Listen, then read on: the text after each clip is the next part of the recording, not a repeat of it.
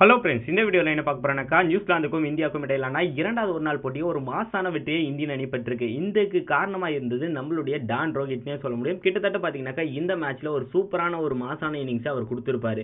இந்த நேரத்தில் இந்த போட்டிலாம் முடிஞ்சிட்ட பிறகு ரோஹித் சர்மா அவர்கள் பேசியிருந்தாரு. அவர் என்ன பேசியிருக்கான்னு சொல்லிட்டு தான் இந்த வீடியோவில் பார்க்க போறோம்.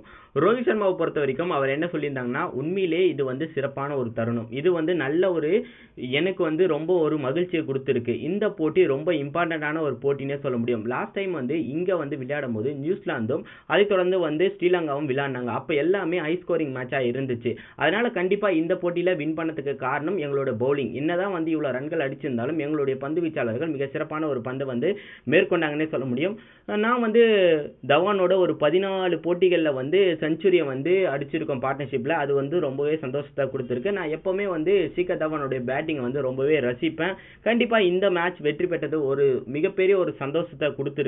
அது மட்டும் இல்லாமல் பாத்தீங்கன்னா இந்த கிரவுண்ட் மிக சூப்பரா இருக்கு. அது மட்டும் இல்லாமல் இந்த கிரவுண்ட்ல நிறைய பீப்புள்ஸ் சப்போர்ட் பண்றாங்கன்ற மாதிரியும் அவருடைய கருத்தை தெரிவிச்சிருந்தாரு. உண்மையிலே குறிப்பா நம்ம ரோஹித் சர்மா கிட்ட இருக்க ஒரு விஷயம் என்னன்னாக்கா, சூப்பரா சக வீரரையும் பாராட்டக்கூடிய தன்மை அவர்கிட்ட எப்பவுமே இருக்கும். என்னதான் ஷிகர் தவான் ஒரு சூப்பரான ஆட்டத்தை விளையாடி இருக்காரு, அதை அவர் நல்லாவே மென்ஷன் பண்ணியிருப்பாரு.